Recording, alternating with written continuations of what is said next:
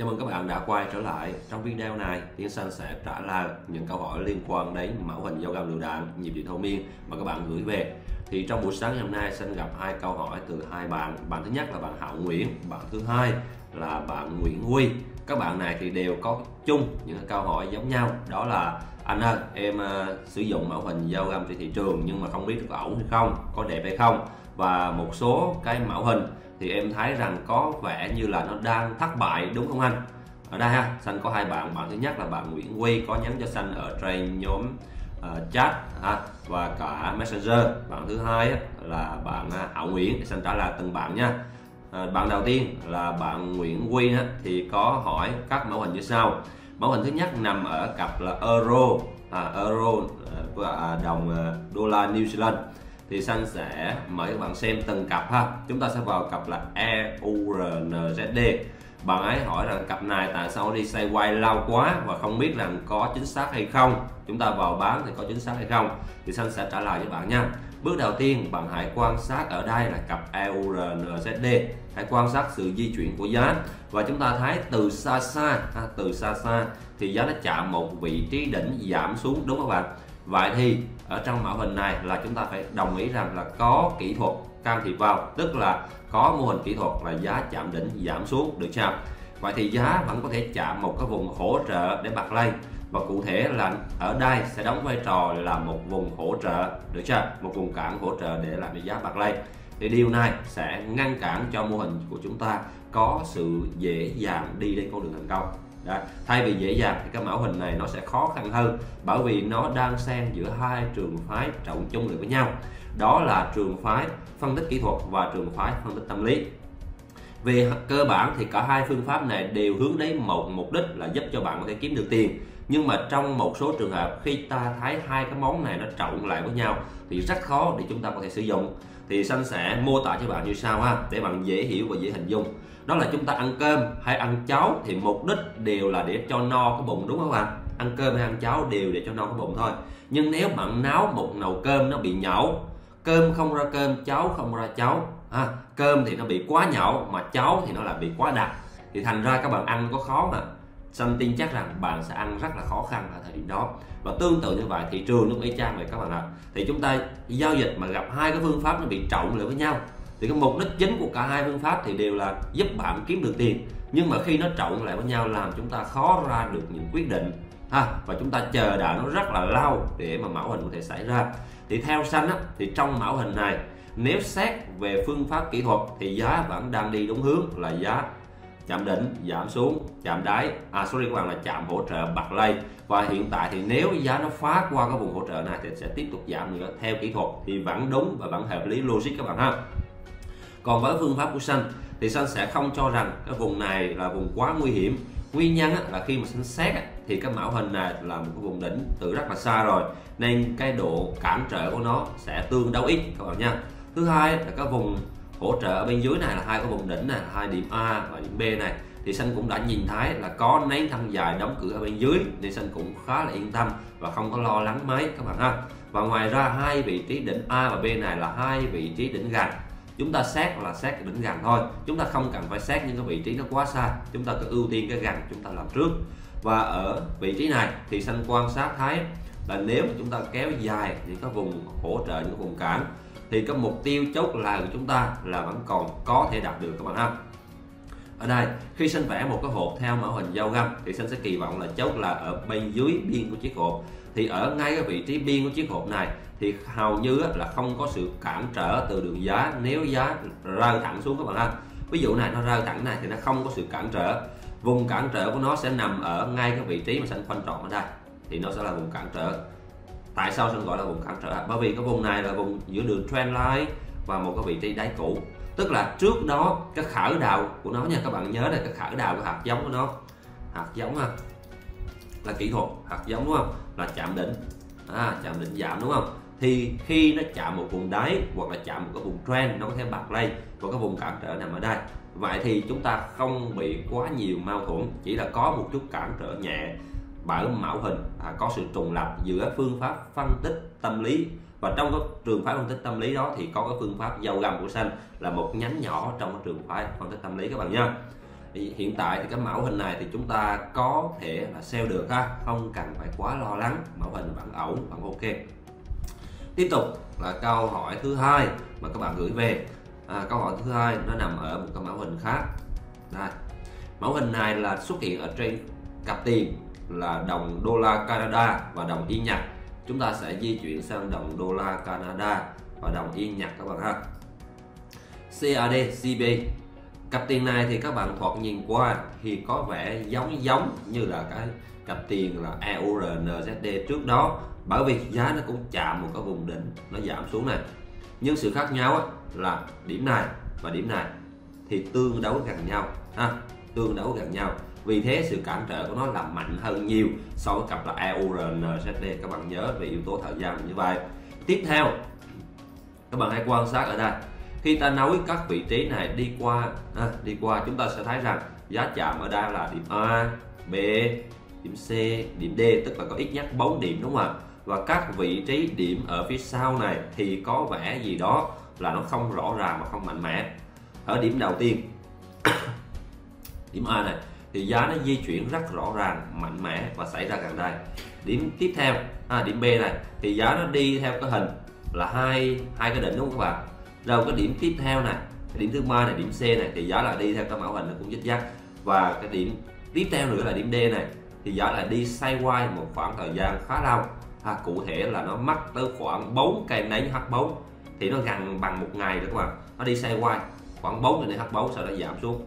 Thì các vị trí tiếp theo thì không rõ ràng, không mạnh mẽ. Thì vì vậy Xanh khuyên như sau, mẫu hình này có sự cản trở lớn từ phương pháp phân tích kỹ thuật, được chưa? Nên chúng ta cần phải cẩn trọng. Thứ hai là các điểm A, B, C, D thì xét lần lượt từng vị trí thì mỗi vị trí ngày càng xấu hơn chứ không phải là ngày càng đẹp hơn hay tốt hơn. Vì vậy cái mẫu hình này thì Xanh đánh giá nó chỉ được 6 trên 10 điểm. Vậy thì thang điểm này không là thang điểm tuyệt vời, chúng ta nên cân nhắc trong quá trình mở lệnh và giao dịch. Không phải là phương pháp không áp dụng được, nhưng mà phương pháp áp dụng nó có quá nhiều cái điểm trừ làm cho mẫu hình hầu như là cái độ hiệu quả nó không cao, các bạn cần phải lưu ý ha. Rồi tiếp tục là đến hình ảnh thứ ba mà các bạn gửi về, nó nằm ở trên cặp tiền, đó là cặp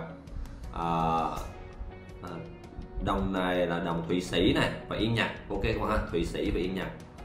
Đây, đồng franc Thụy Sĩ và đồng Yên Nhật. Hiện tại thì cặp này thì Xanh khuyên các bạn như sau ha. Xanh chỉ các bạn các cái lỗi mà các bạn cần nhớ này. Với mẫu hình này thì Xanh khuyên nên mua không nên bán ha. Xanh chỉ các bạn các lỗi đầu tiên này. Lỗi thứ nhất, chúng ta cần phải chú ý phải quan sát về các mẫu hình kỹ thuật. Tại sao Xanh phân tích tâm lý sử dụng các mẫu hình về cá mập, cá voi mà cứ nói kỹ thuật hoài?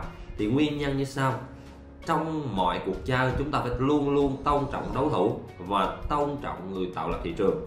Vì thế chúng ta phải quan sát xu hướng, phải quan sát các vùng đỉnh và đáy lớn để coi như là chúng ta vuốt mặt thì phải nể mũi, đúng không ạ? Chúng ta muốn sử dụng các phương pháp ăn ngắn thì chúng ta phải chú ý trên những khung dài, chứ không thể nào mà chúng ta cứ nhảy vào thì chúng ta thấy cái mẫu hình ta nhảy vào thì chúng ta mua bán ngay, thì cái điều đó là chưa chính xác mà. Chúng ta phải quan sát trên cả khung lớn để đảm bảo rằng chúng ta giao dịch có sự hiểu biết, có sự quan sát kỹ và có sự an toàn, được chưa? Sự an toàn được tạo ra khi các bạn biết mình đang làm gì và có những cái rủi ro gì đang chờ đợi mình đó để chúng ta chuẩn bị. Còn nếu mà mình cứ nhảy sổ vào thị trường, cứ mở lại mua bán liên tục là các bạn sẽ luôn luôn ở trong những trạng thái là bất ổn tâm lý.